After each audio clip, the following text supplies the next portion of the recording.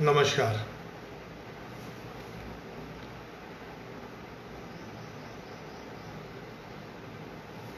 I hope I am audible.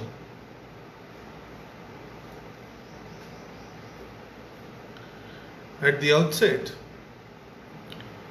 I would like to thank our Vice Chancellor, Professor Sanjay Singh, for guidance and continuous encouragement for promoting this idea of organizing Facebook Live lecture series.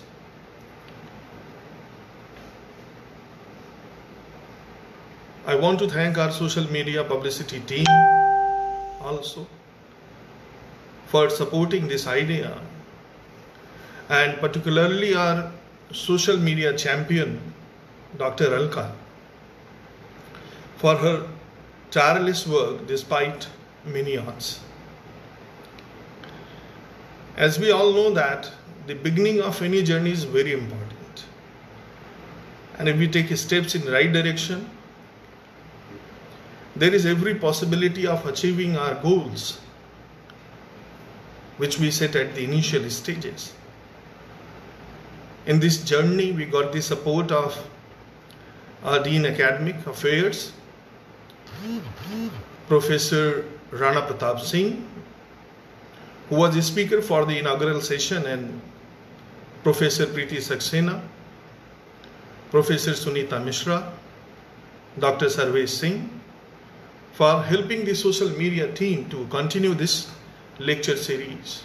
The series is very popular among the teachers and students, which is reflected from the fact that our social media page has recently crossed 1K followers, and the likes are also continuously increasing, and the post engagement of the page has gone up to 20,000 last week. So it speaks about the development and success of this lecture series. So I want to thank everybody who is basically involved in this process, and we'll get opportunity of listening lectures of stalwarts from different areas. There are many who are lined up, like Professor Sangeeta Saxena will be delivering her lecture, Dr. Preeti Chaudhary, Dr. Shilpi Verma. There are many. I can't take the name of each and every contributor, but I want to thank each one of them who supported this initiative. The topic of today's discussion is portrayal of women in Indian cinema, and this is popularly known as, not popularly, the translation, भारतीय cinema में स्त्री विमर्श. जब हम भारतीय cinema की बात करते हैं, we all know that cinema came to India in 1896 when Lumiere brothers screened their films in Mumbai. And people not only accepted these moving images, but they were mesmerized. एक तरह से वो उस चमत्कार को फील कर रहे थे जिस चमत्कार के साथ लुमियर ब्रदर्स भारत आए थे. और लुमियर ब्रदर्स के सिनेमा, चलती फिरती तस्वीरों का ये आलम था कि भारत में बहुत सारे ऐसे लोग मोटिवेट हुए जिन्होंने फिल्में बनाने की कोशिश करनी शुरू कर दी, और उसी में से एक थे Dhundiraj Govind Phalke, popularly known as Dada Saheb Phalke. उन्होंने फिल्म बनाने की शुरुआत की, and the credit goes to him for making India's first film Raja Harishchandra. Raja Harishchandra बनी, और राजा हरिश्चंद्र ने एक इतिहास रचा 1913 में जब वो पहली बार दिखाई गई. तो राजा हरिश्चंद्र बनने की कहानी के पीछे now the father of Indian cinema is दादा साहब फाल्के. लेकिन क्या हमने कभी उनकी पत्नी को वो क्रेडिट दिया जो उनको मिलना चाहिए था? क्या कहीं हमने किताब पढ़ी जिसमें उनकी पत्नी, जिन्होंने ना सिर्फ उनके साथ बैठकर एडिटिंग में, फिल्म मेकिंग के हर विधा में उनका साथ दिया, और एक वक्त तो ऐसा भी आया कि दादा Saheb Phalke, when he was searching for a female role, he was not able to find one single female जो उनके फिल्म में काम करने के लिए तैयार हो जाए। कुछ लोगों ने उनसे कहा कि आप तवाइफों के पास जाइए, हो सकता है कि वो आपकी फिल्म में काम करने के लिए तैयार हो जाएं। और ये रोल था राजा हरिश्चंद्र की पत्नी का, लेकिन उन्हें किसी का साथ नहीं मिलता। और ये कई बार उनकी कथा में, उनकी जीवनी में ये सब वर्णन किया हुआ है कि सिनेमा में पहली बार, हिंदी सिनेमा में महिला ने, या महिला की भूमिका के लिए उन्होंने कितनी तकलीफ उठाई थी। लोगों ने काम करना मना कर दिया। उन्होंने कहा, अपनी पत्नी से कहा कि क्यों नहीं तुम लीड रोल में आ जाती। उनकी पत्नी ने मना किया, और अगर वो मना नहीं करती तो शायद भारत की पहली महिला फिल्म कलाकार के रूप में उनका नाम स्वर्णाक्षरों में लिख दिया जाता। ये उन्होंने मना किया। मना करने के पीछे कारण ये नहीं था कि उन्हें एक्टिंग नहीं आती थी। वो एक बड़े, उनके पिता एक थिएटर के मालिक थे, एक्टिंग उनके खून में था, उनकी पत्नी के खून में था। लेकिन उन्होंने दादा साहब फाल्के, धुंधीराज गोविंद फाल्के के सफलता के लिए किया, और वो त्याग भारतीय इतिहास में दफन हो गया। फिल्म इतिहास में तो खासकर कहीं दिखाई नहीं देता, भारतीय इतिहास में भी दादा साहब फाल्के की पत्नी का जो इतिहास था, वो कहीं ना कहीं वो मुकाम नहीं हासिल कर पाया जो उसे मिलना चाहिए था। बारी आती थी दूसरी फिल्म की, तो दादा साहब को मोहिनी भस्मासुर एक फिल्म बनाई, उसमें उन्हें पहली बार महिला पात्र के रूप में एक महिला मिली जिन्होंने काम करने के लिए हामी भरी। तो इस तरह से हम देखते हैं कि भारत में जो हिंदी सिनेमा था उसकी शुरुआत महिला चरित्र के बिना हुई, और जो महिला चरित्र के बिना उसकी शुरुआत हुई, तो उसके बाद से महिलाओं को इस तरह से भारतीय सिनेमा ने अलग कर दिया कि उनकी बातें सुनने वाला, उनको कहने वाला, उनके बारे में बात कहने वाला बहुत ही कम लोग रह गए। और ये कहीं ना कहीं पिछले 100 साल से ज़्यादा इतिहास में, सिनेमा के इतिहास में दिखाई देता है। अगर हम भारत के सिनेमा को बांटना चाहें तो भारत के सिनेमा को हम 1913 से 1931 तक साइलेंट एरा के सिनेमा में बांट सकते हैं, जहाँ पे माइथोलॉजी या माइथोलॉजिकल सब्जेक्ट्स को प्रमुखता के साथ दिखाया गया। 1931 में जब पहली film, talkie film Alam Ara बनी, आलम आरा बनने के बाद भारतीय सिनेमा का पूरा परिदृश्य बदल गया, और 1931 से 1947 का जो दौर है, उस दौर को हम भारतीय टॉकी एरा के नाम से जान सकते हैं। और ये स्वतंत्रता का संघर्ष चल रहा था। सिनेमा के विकास में जो लोग लगे हुए थे उनको उतना सपोर्ट नहीं मिल रहा था। द्वितीय विश्व युद्ध भी बीच में शुरू हो गया, तो सिनेमा का विकास कहीं ना कहीं अवरुद्ध हुआ, और उसमें सबसे ज़्यादा जो चोट लगी, पहुंची, वो महिला वर्ग को ही था। पुरुष तो फिर भी सिनेमा के साथ जुड़ा रहा, लेकिन महिलाओं का सिनेमा के साथ, सिनेमा के विकास में, सिनेमा की निर्माण में कहीं ना कहीं भूमिका कम होती चली गई। उनकी भूमिका को अगर हम देखें, 1947 के बाद 1965 तक एक दौर चला जिसे हम नियो रियलिस्टिक सिनेमा का दौर कह सकते हैं। और उस दौर में जब सिनेमा बनना शुरू हुआ तो महिलाओं की भागीदारी भी बढ़ी, लेकिन महिलाओं की भागीदारी किस तरह से बढ़ी? स्त्री को हमने क्या चरित्र दिया सिनेमा में? स्त्री को जो चरित्र हमने सिनेमा दिया, हमारे सामने, फिल्म मेकर के सामने दो चरित्र, जिसे हम भारतीय इतिहास से निकाल कर लाते हैं, दो चरित्र भारतीय सिनेमा में थे। भारतीय सिनेमा में एक चरित्र था सीता का, सीता माता का, दूसरा चरित्र था द्रौपदी का। अब भारतीय फिल्मकारों के सामने इन दो चरित्रों में से चुनाव करने की स्थिति थी। उन्होंने चुनाव किया, और चुनाव किसका किया? उन्होंने चुनाव सीता माता का किया। क्यों किया? क्योंकि सीता का जो कैरेक्टर है या सीता का जो रूप है वो भारतीय पुरुषवादी समाज के लिए बहुत ही हितकारी था। भारतीय पुरुषवादी समाज को आगे लेकर जाने के लिए, उनकी मानसिकता को आगे बढ़ाने के लिए, ये पूरा का पूरा फिल्म इंडस्ट्री के लिए सीता का चरित्र बहुत ही उपयुक्त था। क्यों? क्योंकि वो स्त्री को देवी के रूप में प्रस्तुत करना चाहते थे, और अगर एक बार स्त्री देवी रूप में आ गई तो फिर आप उसे स्त्री से संबंधित जो उसकी खूबियां हैं या जो उसकी डिमांड है उसके लिए मना कर सकते हैं, क्योंकि देवी स्वरूप है। और देवी का जो काम है वो ये है कि अपने आप को सीक्रेट बनाए रखे, अपने आप को पवित्र रूप में प्रस्तुत करे। तो ये एक चरित्र रहा, उस चरित्र को भारतीय सिनेमा में स्वीकार कर लिया गया। और द्रौपदी का जो चरित्र था उसको कहीं ना कहीं तरजीह मिलती थी, कभी सिनेमा उसको दिखाता था, लेकिन उस चरित्र को धीरे धीरे हटाते चले गए, और कहीं ना कहीं वो रूप हमारे सामने सिनेमा में नहीं आया। क्योंकि द्रौपदी का जो रूप था वो एक इंडिपेंडेंट कैरेक्टर के रूप में आता है, जो मजबूत थी और जो अपने निर्णय लेती थी।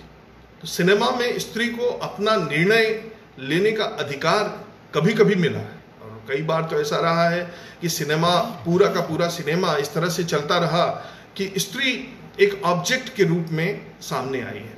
अब देखिए, जब पहली बार सिनेमा आया तो स्त्री को हमने कितने रूपों में बांटा। हमने स्त्री को पत्नी के रूप में बांटा, प्रेमिका के रूप में प्रस्तुत किया, माँ के रूप में प्रस्तुत किया, बेटी के रूप में प्रस्तुत किया, बहन के रूप में प्रस्तुत किया।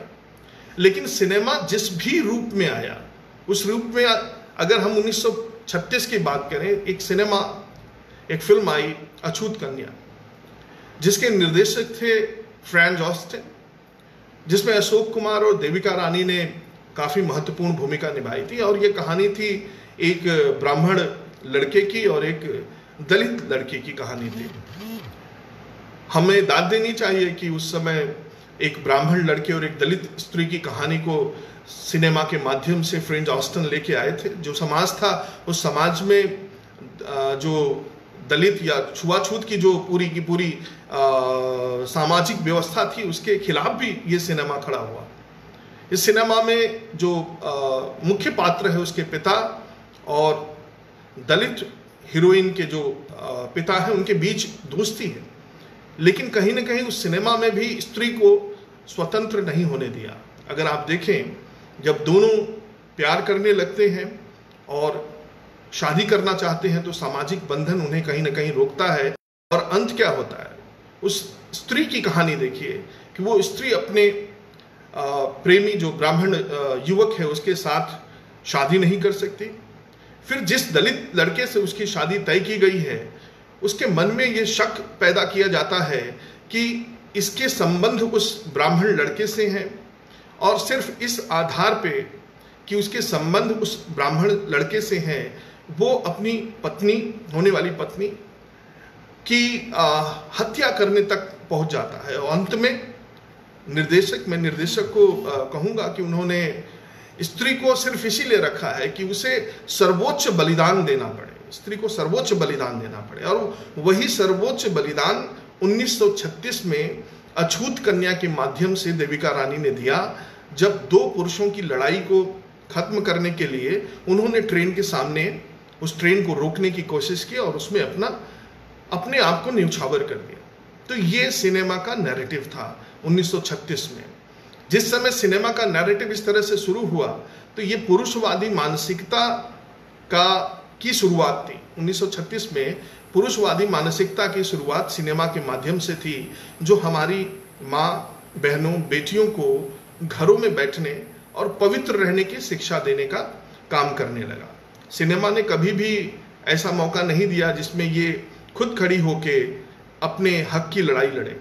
कुछ फिल्में ऐसी हैं जो अपने हक की लड़ाई लड़ने के लिए सिनेमा में हमें दिखाया गया, लेकिन ज़्यादातर जगहों पे हमें यही बताया गया कि महिला जो पात्र है वो ऑब्जेक्ट है।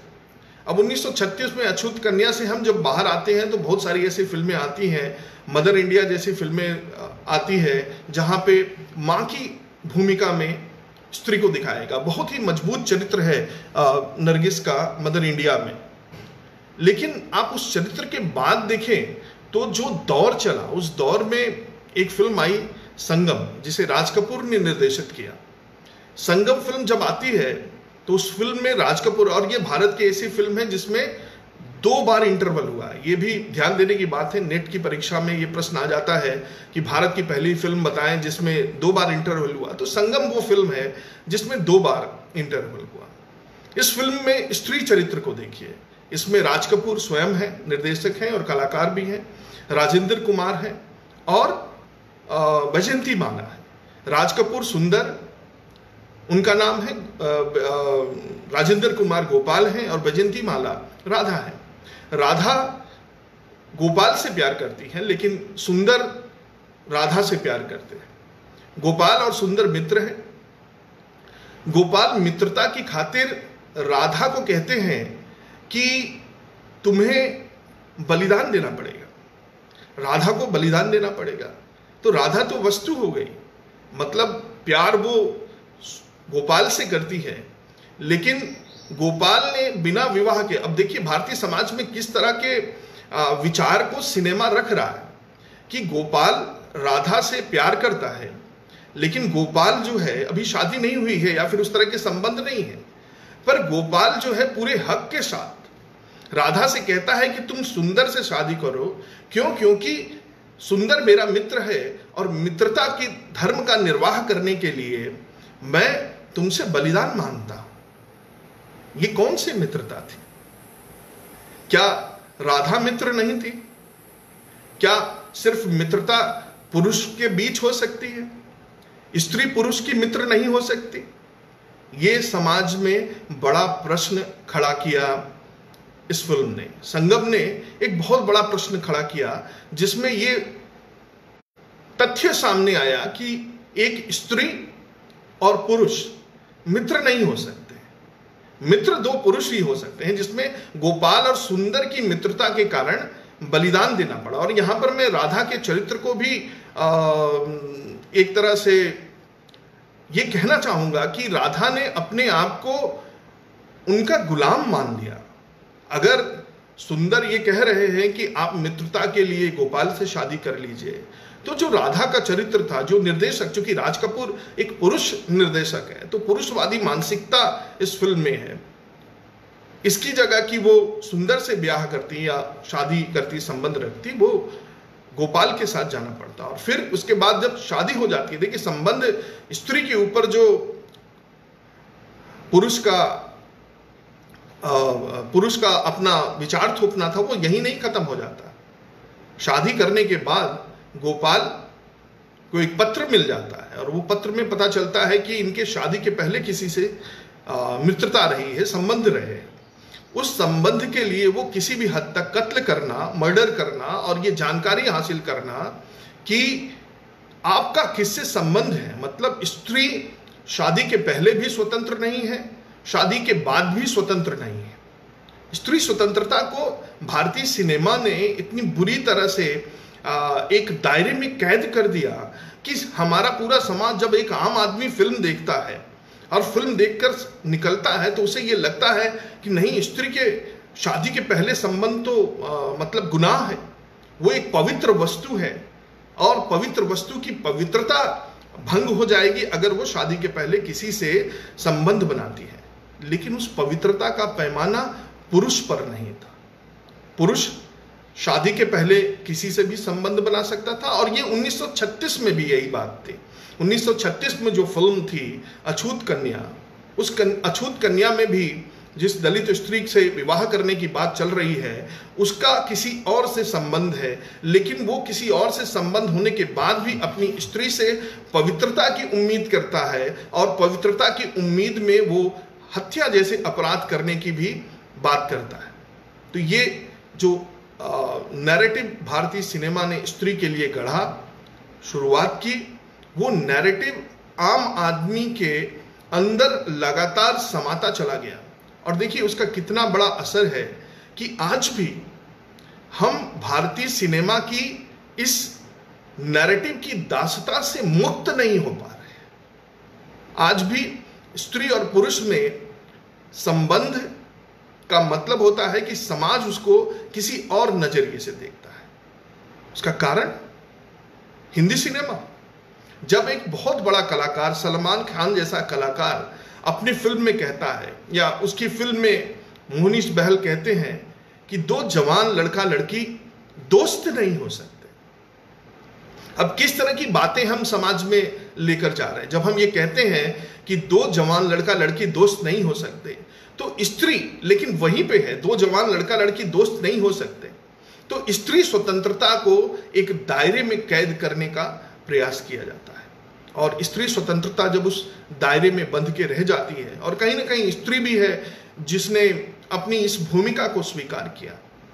पूरा आप भारतीय सिनेमा का इतिहास उठा के देखें तो राज कपूर से लेकर जो अभी तक जितने भी निर्देशक रहे हैं, उन्होंने स्त्री को माता के रूप में, बहन के रूप में, पत्नी के रूप में, प्रेयसी के रूप में, और एक और उन्होंने बहुत बड़ा तमगा दिया है तवाइफों के रूप में। भारतीय सिनेमा में स्त्री जो है पात्र, तवाइफों का पात्र बहुत पॉपुलर पात्र रहा है, चाहे वो पाकीज़ा में हो, या फिर मुकद्दर का सिकंदर में हो, या देवदास में हो।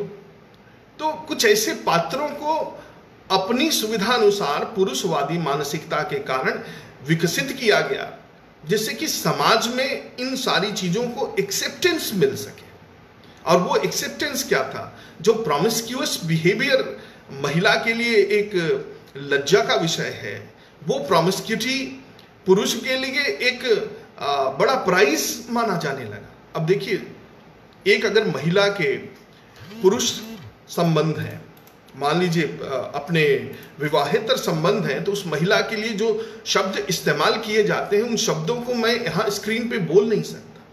लेकिन अगर पुरुष के संबंध अपनी पत्नी के इतर कई लोगों से हैं, तो उसके लिए किस तरह के शब्दों का प्रयोग है? कैसनोवा, प्ले बॉय, सारे पॉजिटिव हैं, सब प्ले बॉय बनना चाहते हैं, सब शादी के इतर संबंध रखना चाहते हैं। उसमें गोविंदा जैसे, ऋषि कपूर, ये जो हीरो थे, उन्होंने इतना कहते हैं कि मशहूर किया इन सारी चीज़ों को, और फिल्मों में भी आता था पति पत्नी और वो।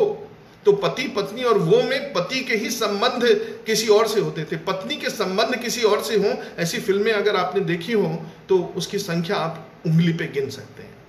तो promiscuity is basically acceptable to the female, to the male, but was not acceptable to female. Promiscuous behavior इस तरह से एक्सेप्ट ही नहीं किया जाता था। अब स्त्री का और एक भूमिका भारतीय सिनेमा में बहुत ही महत्वपूर्ण है, वो है बहन की भूमिका। बहन जो भी होती थी वो लाचार होती थी, उसकी भूमिका ही इस फिल्मों में, और इस तरह की फिल्में 70 से 80 के दशक और 90 के दशक में बहुतायत आती थी कि एक सुंदर बहन हीरो की होती थी जिसका विलन जिसका बलात्कार करता था, और वो अपनी इज्जत के कारण, अपनी इज्जत नष्ट हो जाने के कारण या तो आत्महत्या कर लेती थी, या फिर उसका भाई जो हीरो है वो बदला लेता था विलेन से।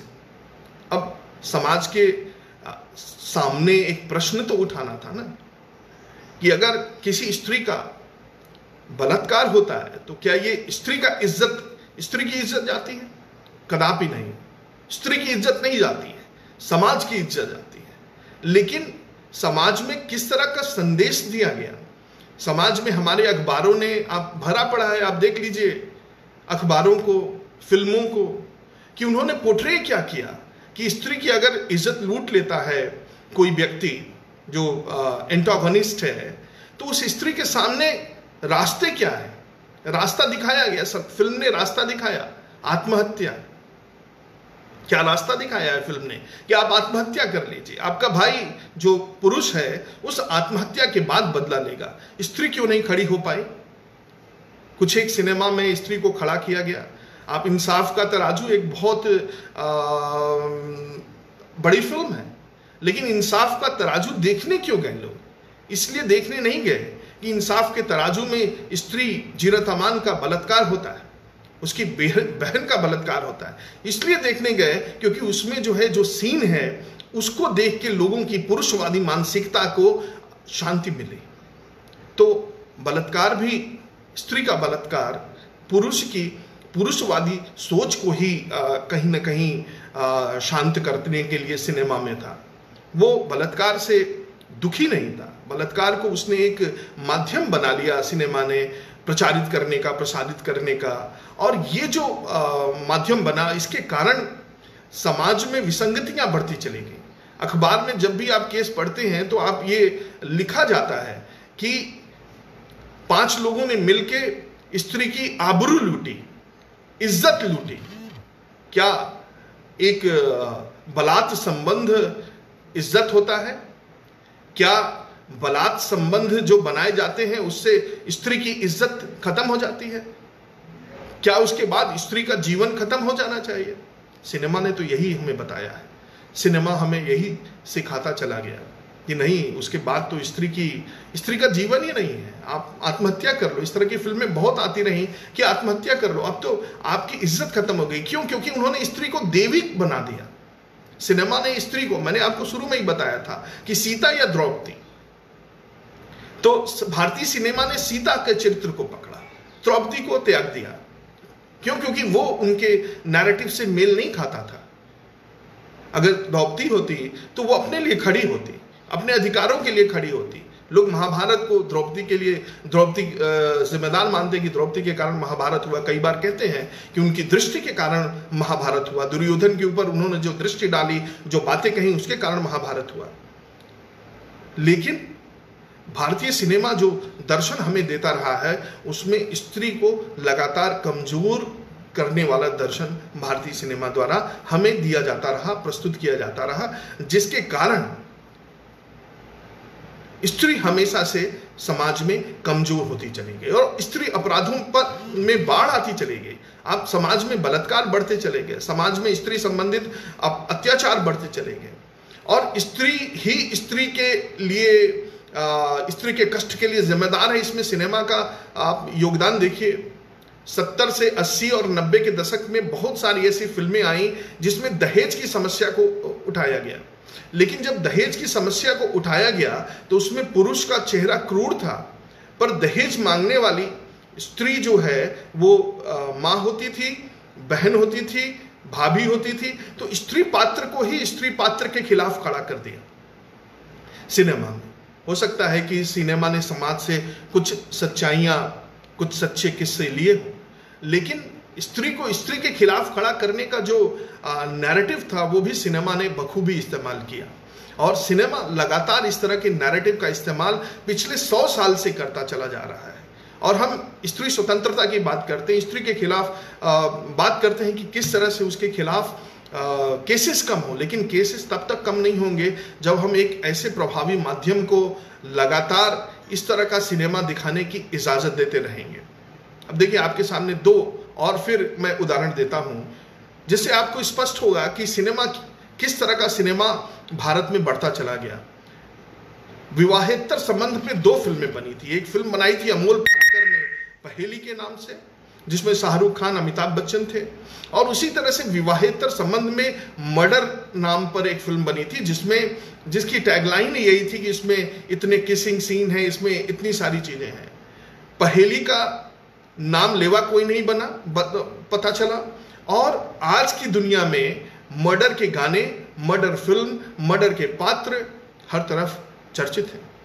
तो सिनेमा को एक्सेप्ट करने का काम सोसाइटी का है, और सोसाइटी में जो सिनेमा देखने जाते हैं उसमें बहुतायत संख्या पुरुष की, और महिला उनकी सहचर है, उनके साथ जाती है, डिसाइड नहीं करती महिला कि कौन सी फिल्म हमें देखनी है।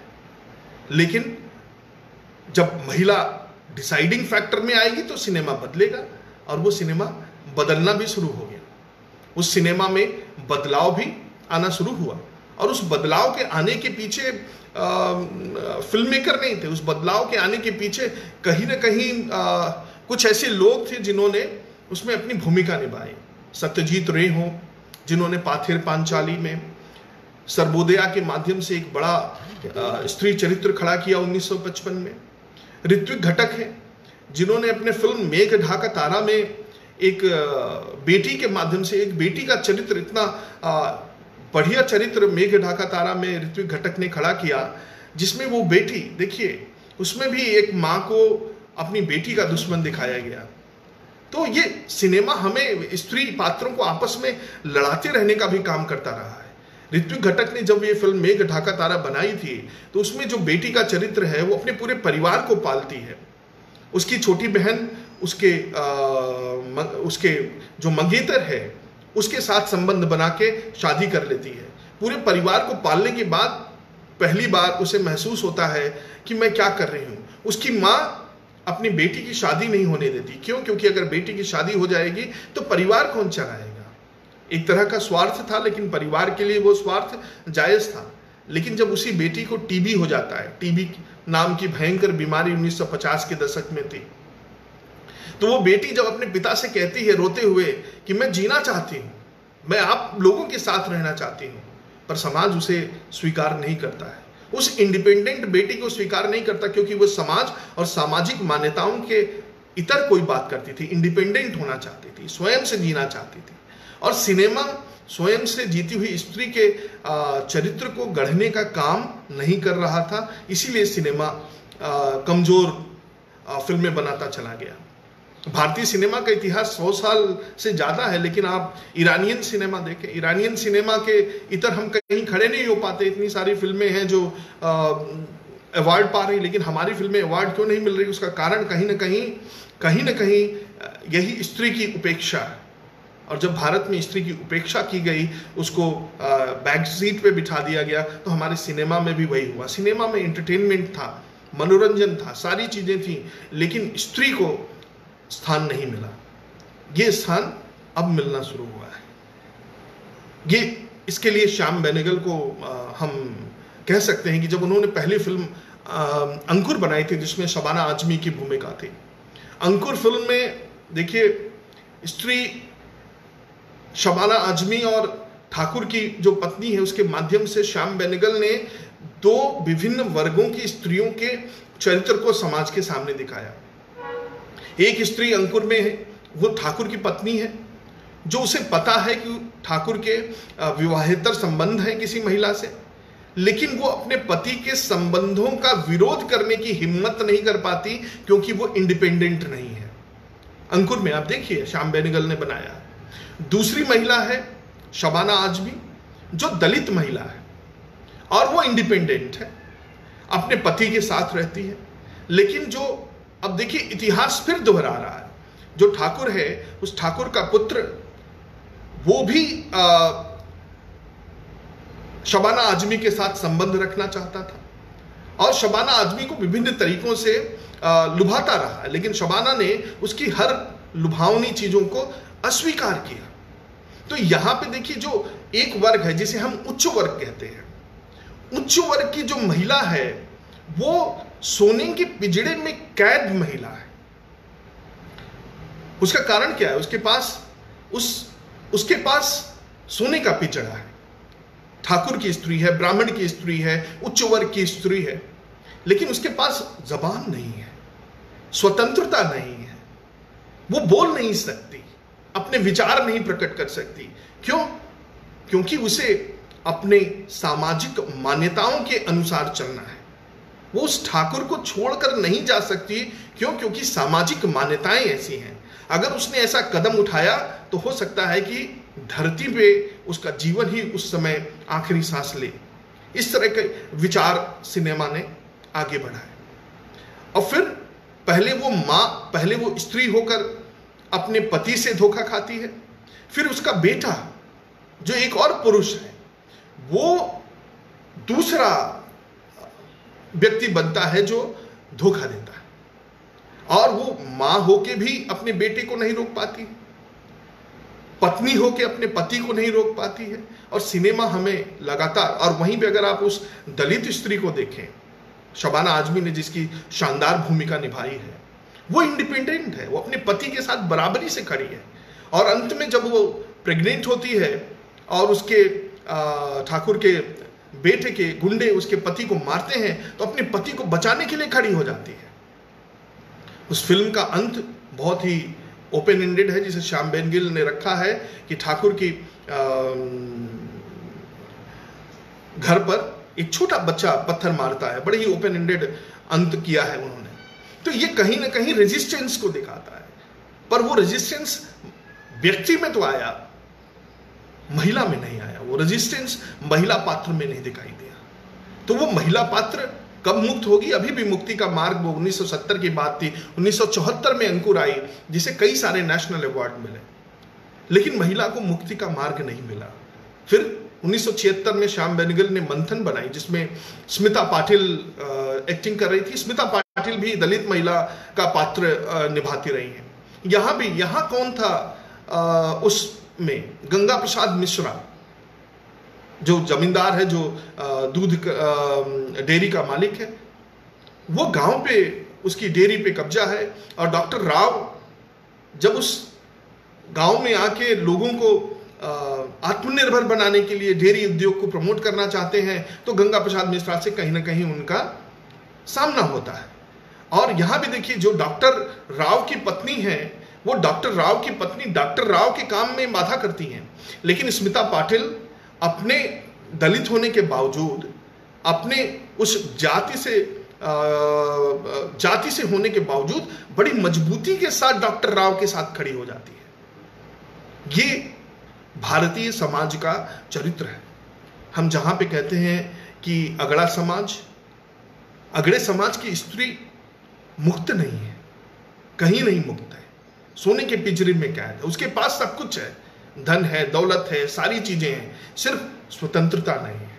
वहीं पे एक और समाज है, पिछड़ा समाज, जिसकी स्त्री मुक्त है, कार्य के लिए इंडिपेंडेंट है, वो अपने पुरुष पर किसी तरह से अपने पुरुष के ऊपर किसी तरह से भार नहीं है, वो उसके साथ कंधे से कंधा मिला के चल रही है।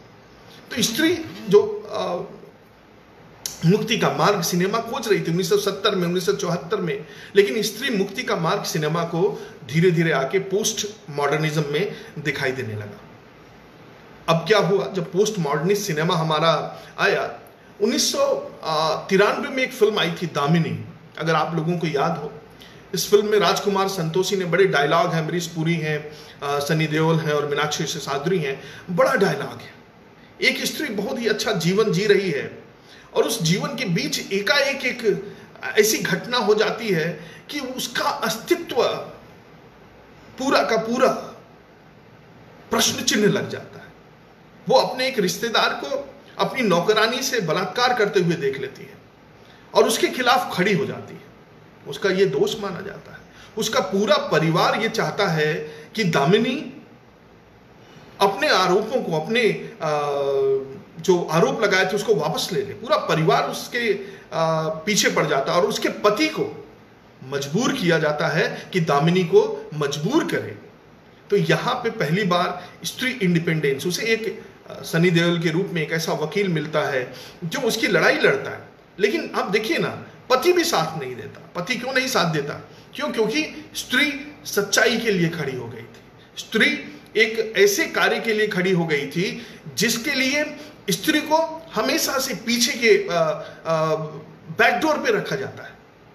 अगर स्त्री अपने अधिकारों के लिए लड़ना शुरू कर दे तो उसको तुरंत परिवार पीछे भेजने लगता है। और यही फिल्म दामिनी में हुआ कि ऋषि कपूर जो उसका पति था वो उससे कहता है, संबंध तोड़ता है। अंत में वो भले पास आ जाता है, लेकिन दामिनी को अपनी पूरी लड़ाई अकेले लड़नी पड़ती है। अपने संबंधों को ताक पे रख के दामिनी जब लड़ती है तब वो स्त्री स्वतंत्रता का प्रतिनिधित्व करती है। और दामिनी फिल्म इसीलिए जानी जाती है। लेकिन स्त्री स्वतंत्रता को दिखाते हुए जो फिल्में आई हैं, उन फिल्मों का नंबर कितना है? कितने लोग हैं जो इन फिल्मों को, इस तरह की फिल्मों को प्रमोट करते हैं? जब स्त्री स्वतंत्रता की बात आती है तो हमारे समाज में कुछ ऐसे लोग खड़े हो जाते हैं जिनको समाज और संस्कृति की चर्चा करने लगते हैं। और ये चर्चा कई बार हुई, चाहे वो शबाना आजमी ने फायर फिल्म बनाई, चाहे वाटर फिल्म बनाई, चाहे जितनी सारी फिल्में बनी, उनमें जब भी हम सेक्स एंड सेक्सुअलिटी को लेके चर्चा करते हैं तो समाज का एक तबका है जो कहता अरे नहीं, स्त्री देवी है, और देवी के लिए इन सब बातों से परे होना चाहिए। पुरुष चूंकि पुरुष है इसलिए उसे हर तरह से मुक्ति मिली हुई है, पर स्त्री नहीं, स्त्री को मुक्ति का मार्ग नहीं मिलना चाहिए, क्योंकि वो देवी है, हम पूजा करते हैं स्त्री की। लेकिन स्त्री को स्त्री रहने दीजिए। स्त्री को समय आ गया कि उसको स्त्री के रूप में देखा जाए, देवी के रूप में ना देखा जाए। अगर हम स्त्री को देवी के रूप में देखेंगे तो हम उससे देवी की तरह व्यवहार करेंगे। देवी की तरह का व्यवहार का मतलब हुआ कि हम उससे पवित्रता की आशा करते हैं, हम उससे अपने लिए बहुत कुछ मांगते हैं। लेकिन जब स्त्री स्त्री होगी तो वो जरूर कहीं ना कहीं अपने अधिकारों की मांग करेगी। और स्त्री के अधिकारों की मांग सिर्फ भारतीय सिनेमा में नहीं, 1940 में अमेरिका में जब द्वितीय विश्व युद्ध चल रहा था उस समय बदलाव आया, स्त्री सिनेमा में बदलाव आया, जिसे फिल्म नोवार के नाम से जानते हैं। एक बहुत बड़ा स्त्री कैरेक्टर फेमी फेटल के नाम से जाना गया। अब देखिए उसकी किस तरह से स्त्री कैरेक्टर, जब 1940 में फिल्में आनी शुरू हुई फिल्म नोवार की, तो उसके पात्र को भी फेमी फेटल के नाम से जाना गया। कैसी स्त्रियां? खतरनाक स्त्रियां। स्त्रियां क्यों खतरनाक हो गई हॉलीवुड में? क्योंकि वो पुरुषों की जगह लेने लगी, पुरुष के क्षेत्र में काम करने लगी। पेट्रोल पंप पे स्त्रियां दिखने लगी अमेरिका में। पेट्रोल पंप के अलावा वो हर कार्य में करने लगी जिसमें पुरुषों की प्रधानता थी। तो पुरुषवादी मानसिकता को जो चोट अमेरिकन फिल्म नोवार में स्त्रियों ने पहुंचाई, वो पूरे विश्व में दिखाई देने लगा। और जब ये सारा विश्व में दिखाई देने लगा तो भारतीय सिनेमा में भी कहीं ना कहीं आया, लेकिन बहुत लेट आया। भारतीय सिनेमा में स्त्री स्वतंत्रता, स्त्री मुक्ति का जो कॉन्सेप्ट है वो बहुत लेट आया। अब आप ये देखें कि जब हम स्त्री स्वतंत्रता की बात करते हैं तो 1993 में दामिनी ने जब अपने परिवार के खिलाफ जाके ये सारा सब कुछ चैलेंज किया, तो उसके बाद से मधुर भंडारकर, विशाल भारद्वाज जैसे फिल्म मेकर आए जिन्होंने स्त्री स्वतंत्रता की बात की। एक और स्त्री पात्र की बात मैं करना चाहूंगा जिसको हमने भुला दिया है। भारतीय सिनेमा में तवाइफों का जो चरित्र है, पात्र है, वो बड़ी प्रमुखता के साथ दिखाया जाता है। पर क्या आपको पता है कि भारत में कितनी तवाइफें हैं जो रजिस्टर्ड हैं? नहीं पता है। 6,60,000 जो ये संख्या है भारत में रजिस्टर्ड जो प्रोस्टिट्यूट्स जिसे हम कहते हैं, 6,60,000। लेकिन अगर हम एक्चुअलिटी में देखें, जो नॉन गवर्नमेंटल आंकड़ा देखें, तो करोड़ों में होगा। अब आप ये सोचिए, करोड़ों में है। हम आजकल कोविड में मजदूरों के दर्द और उनकी बात करते हैं, सैकड़ों मजदूरों के दर्द और उनकी बात करते हैं। स्त्री को नोचा खसोटा जा रहा है सदियों से, और ऐसी कहानियां हैं। मैं क्या कहूं, मेरे बड़े भाई हैं अजीत सिंह, जो गुड़िया संस्था चलाते हैं बनारस में, जिन्हें अमिताभ बच्चन ने अभी कौन बनेगा करोड़पति में बुलाया था। वो तवाइफों के, प्रोस्टिट्यूट्स के अधिकारों के लिए काम करते हैं, और उनकी दुर्दशा देखकर आपको यकीन नहीं होगा कि इन मजदूरों के आंख के जो पैरों के छाले हैं, उससे गंभीर दर्द उन महिलाओं के सीने पर सदियों से पड़े हैं, जिनके बारे में ना हमारा मीडिया बात करता है, ना जिनके बारे में ये हमारा समाज बात करने के लिए तैयार है। एक फिल्म आई थी आमिर खान की, तलाश। उस फिल्म में करीना कपूर हैं जो एक तवाइफ या प्रोस्टिट्यूट का रोल कर रही है। बड़ा ही वो मर जाती है एक एक्सीडेंट में। आमिर खान अपने गम में डूबा हुआ है, प्रश्न करता है कि जब एक्सीडेंट हुआ था तो तुमने या तुम्हारे जानकार जो जानने वाले लोग थे, उन्होंने पुलिस को क्यों नहीं सूचित किया? तो जो डायलॉग है करीना कपूर का, वो हमारे भारतीय समाज के चेहरे पर एक धब्बा है। जब वो कहती है कि क्या तवाइफ भी जिंदा होती हैं साहब? क्या तवाइफों को भी जिंदा मानते हैं आप? क्या तवाइफों को आप नागरिक मानते हैं? क्या उनकी भी जिंदगी है, उनकी भी इज्जत है क्या? और ये प्रश्न भारतीय समाज पर करारा चाटा है। जब हमारे समाज की स्त्री कहती है कि क्या मैं जिंदा हूं, क्या मेरा अस्तित्व है, और उस अस्तित्व के लिए लड़ाई लड़ने की स्थिति में भी आपकी 6,60,000 तवाइफें नहीं हैं जिन्हें रोज सैकड़ों लोग नोचते खसोटते रहते हैं। उनके लिए कभी दो शब्द समाज से निकले तो लगे कि हाँ, उसकी भी पीड़ा, उनकी भी पीड़ा है, वो भी जानवर नहीं है, जानवर से बदतर सलूक है तवाइफों के साथ। और ये हिंदी सिनेमा नहीं, ये जो हिंदी सिनेमा है, सलामे इश्क मेरी जान जरा कबूल कर लो, देवदास, मुकद्दर का सिकंदर, पाकीज़ा, इनसे तवाइफों को, उनकी जिंदगी को एक लार्जर देन लाइफ इमेज में बांध दिया, उनकी सच्चाई नहीं आई। चांदनी बार कितने लोगों ने देखी जब तब्बू ने तवाइफों की जिंदगी को लाकर दुनिया के सामने रख दिया। चांदनी बार देखकर उनके बारे में बात करने का हौसला कितने लोग लेकर आ पाए। अगर हौसला नहीं लेकर आ पाए तो जाहिर सी बात है कि आप मजदूरों की बात मत करिए। क्यों? क्योंकि अगर आपको पीड़ा होगी तो पीड़ा समाज के उस वर्ग के लिए भी होनी चाहिए जिसे हम आज भुला चुके हैं, और आज से नहीं भुलाए। मजदूरों का दर्द तो अगर आज का है तो इनका सदियों का है, सदियों से ये पीड़ित हैं। कभी आपने उन्हें अपने दरबारों में नचाया, कभी आपने उन्हें नगर वधु का खिताब दिया, कभी आपने उन्हें अपनी हरम में रखा, कभी जो भी आक्रांता आया, चाहे वो मुगल आक्रांता हो चाहे कोई भी हो, उसका पहला निशाना स्त्री होती थी। और स्त्री को हासिल करना हमारे समाज और सभ्यता का पूरा इतिहास भरा पड़ा हुआ है। कोई भी आया वो पहले हमारी स्त्री पे हक बनाता था, कोई भी आया वो पहले हमारी स्त्री को स्त्री की बेइज्जती करना चाहता था। तो ये समाज पूरा भरा पड़ा है, लेकिन हम बाहर के हमलों की बात क्यों करें?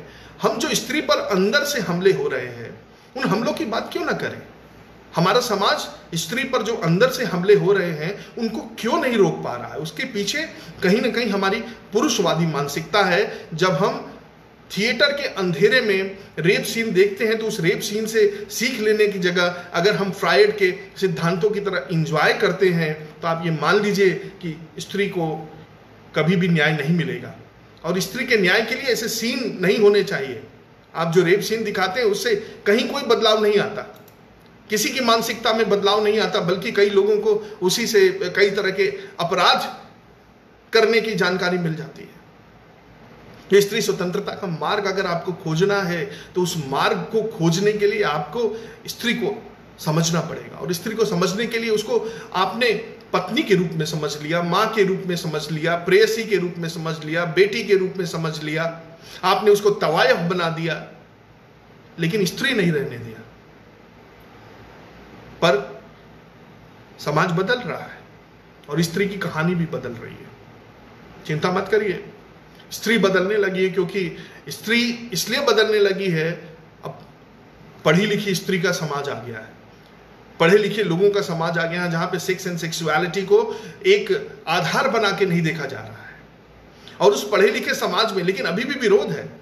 आप, एक फिल्म आई थी पिंक, 2016 में वो फिल्म आई। उस फिल्म के जो पात्र है उसमें एक स्त्री के साथ, एक लड़की के साथ, और वो एक मॉडर्न मेट्रो कल्चर को दिखाता है पिंक, जहां पे उसके साथ बलात्कार करता है।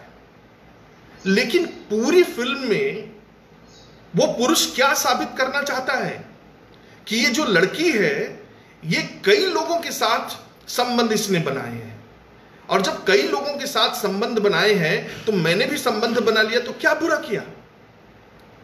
माना कि उस लड़की ने कई लोगों के साथ संबंध बनाए, आपने भी, पुरुषों ने भी कईयों के साथ संबंध बनाए, लेकिन कई लोगों के साथ संबंध बना लेने के कारण वो आपके लिए भी उपलब्ध है, इस बात का आपने इतनी सहजता के साथ कैसे स्वीकार कर लिया? सिर्फ इसलिए कि वो स्त्री है। और पूरी फिल्म में उस स्त्री को चरित्रहीन, उल्टा, पैसे के लिए संबंध बनाने वाली स्त्री, इसी तरह का पात्र घोषित करने का काम पिंक फिल्म में किया गया। लेकिन दाद देनी होगी डायरेक्टर की, जिसने एक नए पर्सपेक्टिव से उस स्त्री को प्रस्तुत किया, जहां पे वो स्त्री कहती है नो मीन्स नो। ये नो का मतलब, अगर मैंने कह दिया मैं आपकी पत्नी भी हूं, मुझे आपसे संबंध नहीं बनाना है, तो मेरे इनकार को आपको स्वीकार करना पड़ेगा। अगर आप मेरे इनकार को स्वीकार नहीं करेंगे तो आज की स्त्री, उसके पास संसाधन है और वो उसी तरह के कार्य को करेगी। आप उसे मर्यादा से बांधकर अभी भी उसी तरह से दासता की बेड़ियों में अटकाए रखना चाहते हैं अपनी सेक्स एंड सेक्सुअलिटी के प्लेजर के लिए, तो स्त्री आगे निकल चुकी है। उस स्त्री को आप बांध नहीं सकते हैं। आप पिंक ने बांधने नहीं दिया। पिंक मेट्रो कल्चर का प्रतिनिधित्व करती थी, लेकिन पिंक के बाद जो दूसरी एक फिल्म आती है, उस फिल्म में एक गांव की लड़की है जो गाना गाती है, ऑर्केस्ट्रा में काम करती है। बहुत सारे ऐसे चेहरे आपको गांव में मिल जाएंगे, लड़कियां मिल जाएंगे जो ऑर्केस्ट्रा में काम करती हैं। और ऑर्केस्ट्रा में काम करने वाली लड़कियों को सहज सुलभ माना जाता है कि अगर वो नाच रही हैं तो ये नाचने वाली हैं, तो इनका चरित्र खराब होगा, और इस चरित्र खराब होने के कारण हम जो है इनको हासिल करने का अधिकार रखते हैं। ये एक मानसिकता सेट किया गया था, लेकिन वहां पे भी वो बताया गया कि नहीं, ये नो है और ये नो को आपको स्वीकार करना पड़ेगा। स्त्री सिनेमा में जब इस तरह से नहीं मीन्स नहीं आ गया, तो समाज में ये नहीं को स्वीकार करने वाले लोग बढ़ेंगे। स्त्री सिर्फ वस्तु नहीं है। वो संगम में राज कपूर ने उसे वस्तु बना दिया, जो सुंदर और गोपाल के बीच एक बॉल की तरह इधर से उधर लुढ़कती रही। वो बॉल नहीं है अब स्त्री। अब स्त्री स्वतंत्र है, और उस स्वतंत्र स्त्री को अपना मुकाम, अपना लक्ष्य पता है कि हमें अपना लक्ष्य किस तरह से हासिल करना है। तो स्त्री की स्वतंत्रता में इन सारी फिल्मों की भूमिका बहुत रही। अब तो ऐसी फिल्में आ रही हैं, अभी तो वेब सीरीज, इतनी सारी वेब सीरीज आ गई जिसमें स्त्री स्वतंत्रता, उन्होंने अपने सेक्स एंड सेक्सुअलिटी को आगे खुल के इजाहर करना शुरू कर दिया। आप पति हैं, ठीक है, अगर आपके संबंध है तो आप कोई हक नहीं रखते कि मुझे मना करें। तो जब ये बराबरी की, स्त्री बराबरी पे आ गई, तो पुरुष अपने आप ठीक हो जाएगा। अगर स्त्री बराबरी, जिस दिन स्त्री बराबरी पे आ गई कि अगर आपने विवाहेतर संबंध रखे हैं तो आप मुझे कुछ नहीं कह सकते, उस दिन पुरुष के इस तरह के चरित्र में धीरे धीरे कमी आनी शुरू हो जाएगी। ये चरित्र इसीलिए समाज में इतना ज्यादा है क्योंकि स्त्री चुप है, स्त्री देवी है, स्त्री माँ है, स्त्री बहन है, स्त्री हमारे परिवार का पिलर है, सब कुछ है स्त्री। लेकिन स्त्री को आप सोने के पिंजरे से मुक्त करने का समय आ गया है, और वो सोने का पिंजरा हमारे समाज ने ही दिया है। उस सोने के पिंजरे से अगर हम स्त्री को बाहर नहीं निकाल पाएंगे तो जाहिर सी बात है कि स्त्री को फिर से उसी तरह से दासता भोगनी होगी। बहुत सारी फिल्में, अभी देखिए 1.5 इश्किया एक फिल्म आई थी जिसमें एक स्त्री अपना बदला लेती है, और इस बार 2 पुरुष को वो इस्तेमाल करती है। तो बदलाव आया समाज में। माधुरी दीक्षित हो या विद्या बालन हो, उन्होंने पुरुषों को उनके ही आर्ट में कमजोर किया, और 2 पुरुषों का एक साथ बिना किसी ग्लानि के, जब विद्या बालन के संबंध अरशद वारसी और नसीरुद्दीन शाह दोनों से होते हैं और अपने पति के अत्याचारों से लड़ने के लिए वो इनका इस्तेमाल करती है, तो उसे कहीं भी अपने विवाहेतर संबंध में ग्लानि नहीं दिखाई देती है। उसका कारण है कि वो मुक्त है, उसे ये पता है वो बराबरी पे है। अगर पति को छूट है तो पत्नी को भी छूट है, अगर पुरुष को छूट है तो स्त्री को छूट है। अगर लड़का कैसनोवा हो सकता है तो लड़की को, उसके लिए उस तरह के शब्दों का इस्तेमाल हमें अपनी डिक्शनरी से हटाना पड़ेगा। या आप बदल जाओ पुरुष के रूप में, लड़कों के रूप में, समाज को बदलना पड़ेगा, उस मीडिया को बदलना पड़ेगा जो बलात्कार को इज्जत के साथ जोड़ती है। बलात्कार एक बायोलॉजिकल घटना है जिसमें किसी स्त्री से बलात् संबंध स्थापित किए जाते हैं कि ये बायोलॉजिकल घटना है। इस बायोलॉजिकल घटना को इज्जत के साथ जोड़ना ये भी ठीक नहीं है, और ये समाज को दिखाना पड़ेगा। और इसमें समाज सिनेमा से भी सीख लेता है। सिनेमा, कई बार कहा जाता है कि documentary basically depicts the reality, लेकिन डॉक्यूमेंट्री सिर्फ रियलिटी दिखाते हैं, रियल पीपल की कहानी दिखाते हैं। पर जो फिक्शन है वो समाज से सच्ची घटनाओं को उठाकर फिक्टिशियस कैरेक्टर्स के माध्यम से हम लोगों के ऊपर बहुत प्रभाव डालता है। जब मुंबई के लोकल में एक 11 साल की लड़की के साथ बलात्कार होता है, उसकी माँ के सामने बलात्कार होता है, तो एक डायरेक्टर जागो नाम से फिल्म बनाता है। तो उस फिल्म का जो प्रसार प्रचार है वो बहुत है। अगर हम डॉक्यूमेंट्री बनाते तो उतने लोगों तक नहीं पहुंच पाते, लेकिन फिक्शन फिल्मों के माध्यम से हम लोगों तक पहुंच पाएंगे। और ये हमें सोचना पड़ेगा कि किस तरह से स्त्री स्वतंत्रता, स्त्री चेतना को जागृत करने का काम भारतीय फिल्मों को करना पड़ेगा।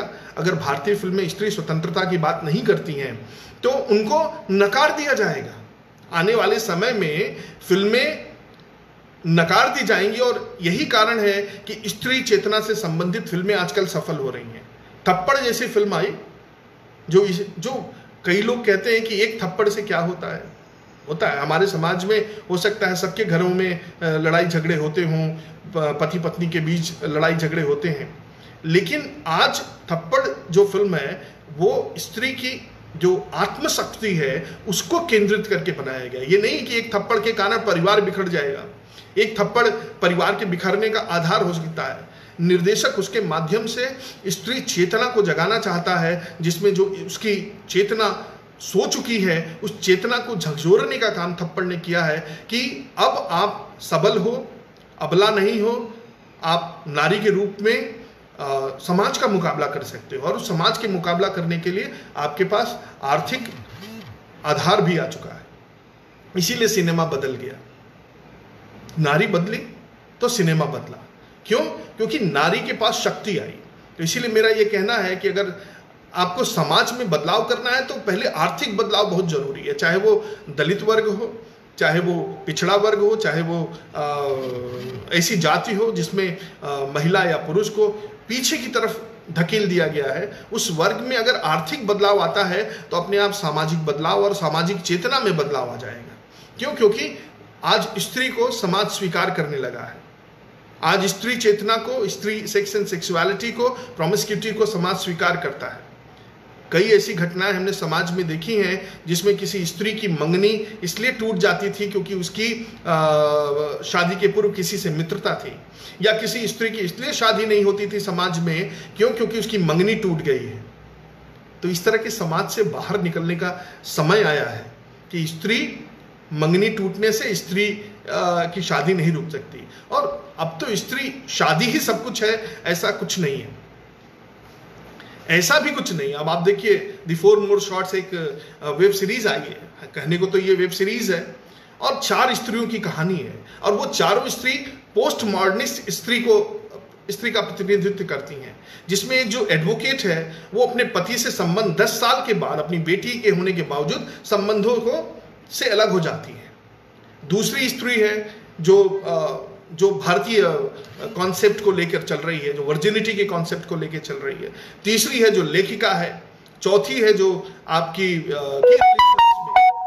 तो इस तरह से जो स्त्री की स्वतंत्रता की कहानी अब इस तरह के प्लेटफॉर्म पे लिखे जाने लगे हैं। खैर, उससे थोड़ा सा मेरा अभी मतभेद है कि जिस तरह की वल्गैरिटी इस तरह के कंटेंट में है उसको अगर खत्म करके, क्योंकि कथानक बहुत मजबूत है द 4 मोर शॉट्स का, लेकिन जो वल्गैरिटी उसमें आ गई है उससे स्त्री स्वतंत्रता को मुझे लगता है कहीं ना कहीं ठेस लगेगी या हो सकता है चोट पहुंचेगी। तो हम उस स्वतंत्रता को, स्त्री की स्वतंत्रता को का मतलब दैहिक स्वतंत्रता नहीं है, वैचारिक स्वतंत्रता की बात कर रहे हैं।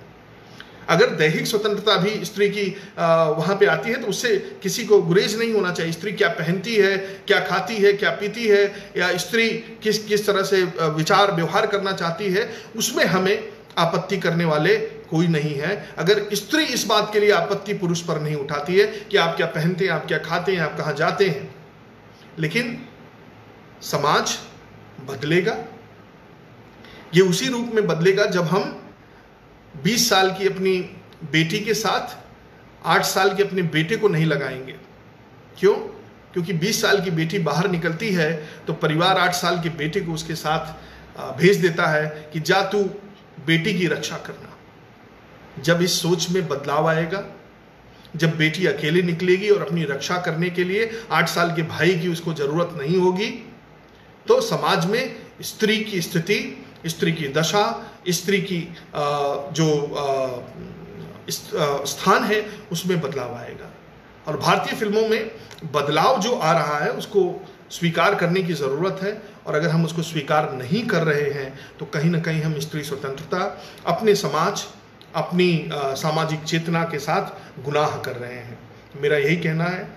इतने सारे लोगों ने देखा, बहुत सारे कमेंट भी हैं जो मैं देख रहा हूँ, स्त्री स्वतंत्रता को लेकर है, बातें बहुत सारी हैं, लेकिन 1 घंटा होने के करीब है। और मुझे लगता है कि मैं फिर से धन्यवाद अदा करूं अपने वाइस चांसलर का, जिन्होंने ये मंच प्रदान किया, अपने टीम का, सोशल मीडिया टीम का जो लगातार इस मंच के साथ जुड़ी हुई है, अपने प्रोफेसर्स का, चाहे वो प्रीति सक्सेना मैम हो, सुनीता मैम हो, शिल्पी मैम हो, प्रीति चौधरी हैं, ये सारे लोग जो साथ आए, डॉक्टर सर्वेश सिंह हैं साथ आए, उन्होंने इस मुहिम को आगे बढ़ा के रखा है। मुझे आशा है हम इस प्लेटफॉर्म को विमर्श का आधार बनाएंगे, और विमर्श के आधार पर हम वो सारी बातें यहाँ से करेंगे जिनके लिए समाज हमारा इंतज़ार कर रहा है। एक शिक्षक होने के नाते समाज और सामाजिक चेतना को बदलने का काम भी हमारा है।